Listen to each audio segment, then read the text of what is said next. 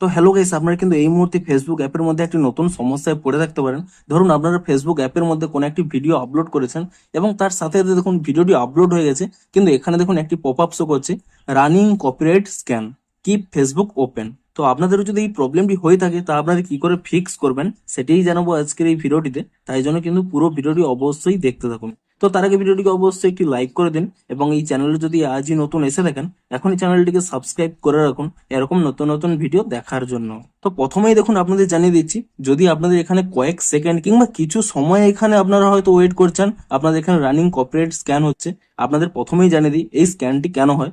প্রথমে কিন্তু ফেসবুক এখানে কোনো একটি যখন ভিডিও আপনারা আপলোড করেন তা কিন্তু চেক করে যে ভিডিওটি আপনার নাকি অন্য কোনো ব্যক্তির আপনারা ডাউনলোড করে এখানে আপলোড করছেন, এবং তাই জন্যই কিন্তু এখানে কপিরাইট স্ক্যানটি হয়ে থাকে এবং তার জন্য কিন্তু খুবই কম সময় এখানে নেয়। তো আপনাদের যদি কিছু সময় হয়ে থাকে আপনারা কিন্তু আরো একটু সময় ওয়েট করে নেন। কিন্তু ধরুন আপনাদের অনেক সময় হয়ে গেছে কিন্তু তবুও এখানে এটি কিন্তু রিমুভ হচ্ছে না, তাহলে কি করবেন, আপনারা কিন্তু প্রথমে এখানে ফেসবুক অ্যাপ থেকে ব্যাক করে নেবেন।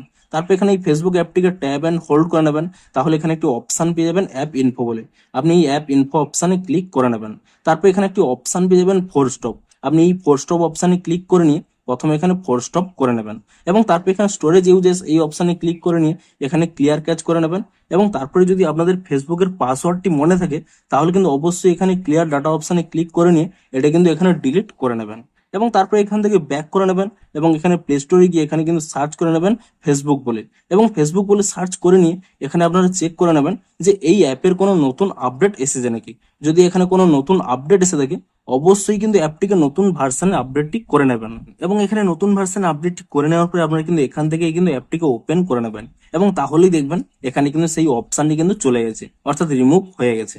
কিন্তু তবুও যদি আপনাদের এখানে প্রবলেমটি সলভ নাও হয়ে থাকে আপনারা কিন্তু আরো কিছুক্ষণ ওয়েট করে যান, 1 থেকে 2 মিনিট ওয়েট করে যান, তাহলে দেখবেন এই অপশানটি কিন্তু অটোমেটিক্যালি রিমুভ হয়ে যাবে। তো ভিডিওটি যদি একটু হেল্পফুল বলে মনে হয় অবশ্যই একটি লাইক করে দিন।